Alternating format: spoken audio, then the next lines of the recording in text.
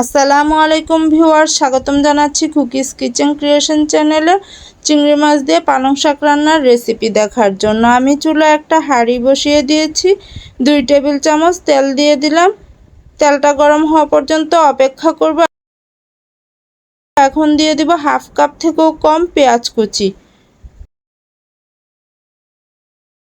পেঁয়াজ কুচিটা দিয়ে নেড়ে দিব, নরম হওয়া পর্যন্ত অপেক্ষা করব।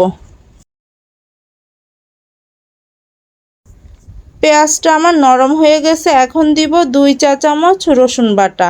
1 চা চামচ রসুন ভরে দিয়েছি, আর 1 চা চামচ হাফ হয়ে গেছে, তাই আমি আরেকটু রসুন বাটা দিয়ে দিলাম। দিয়ে নেড়ে দিব।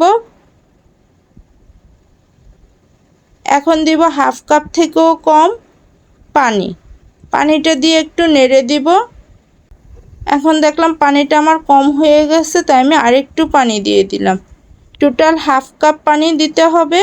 এখন দিব ধনিয়ার গুঁড়া হাফ চা চামচ, হাফ চা চামচ মরিচ গুঁড়া, হাফ চা চামচ হলুদ গুঁড়া দিয়ে ভালোভাবে নেড়ে নিব।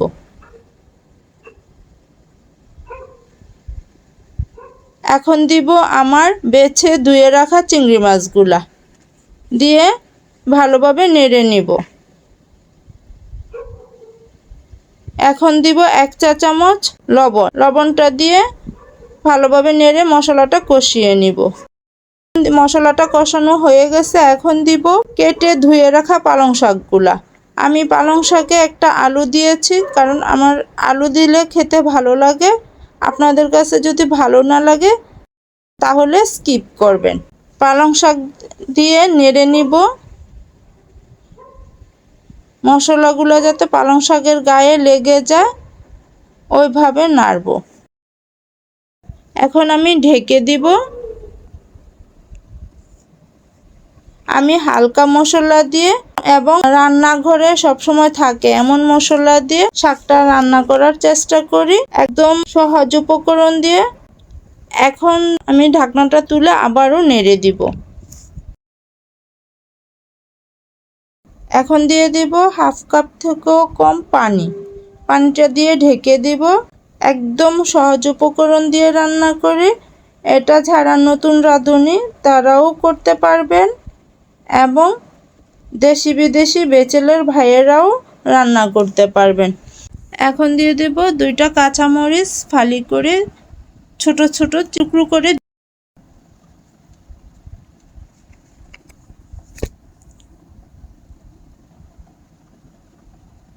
এখন ঢাকনাটা তুলে আবারও নেড়ে দিব।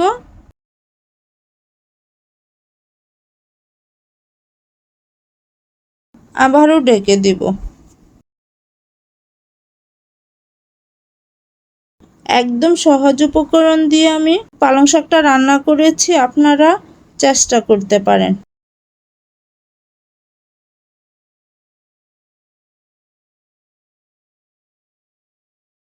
ঢাকনাটা তুলে আবারও আমি একটু নেড়ে দিব।